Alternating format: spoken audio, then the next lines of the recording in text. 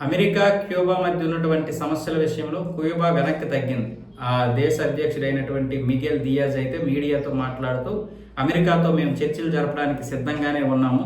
మేము ఎక్కడ వెనకడుగు వేయడం లేదు. పైగా అమెరికా చెబుతున్నట్లుగా సమస్యలన్నీ మా వైపే కాదు, అటువైపు కూడా ఉన్నాయి.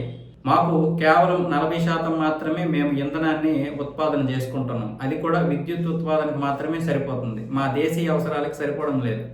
కానీ అమెరికా మాత్రం మాకు ఇంధనం రాకుండా దిగ్బంధం విధించింది. దానివల్ల విపరీతమైనటువంటి సమస్యలతో ఉన్నాం. ఇక్కడ విద్యుత్ ఉత్పాదకం కూడా దెబ్బతినడంతో చివరికి శస్త్రచికిత్సలు కూడా చేసుకోలేక వాయిదాలు వేసుకోవాల్సినటువంటి పరిస్థితి ఉంది ఈ పవర్ కట్ వల్ల.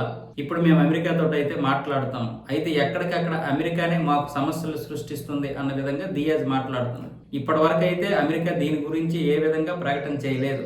ఇక్కడ ఇరాన్ మీద యుద్ధంలోనే ఉంది. ఇంతకుముందు కూడా ట్రంప్ క్యూబా పని పడతాను, తర్వాత సంగతి చూస్తాను అన్న విధంగానే బెదిరించాడు.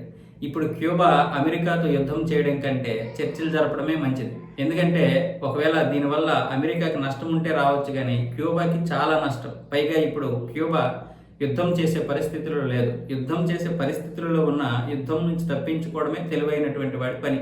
అందుకే ఇప్పుడు క్యూబా యుద్ధం నుంచి వెనక్కి తగ్గింది. ట్రంప్కి దాసోహం కాదు, కానీ అమెరికా చెబుతున్నటువంటి డిమాండ్లకి కొన్ని ఒప్పుకోవడానికి అయితే సిద్ధంగా ఉంది.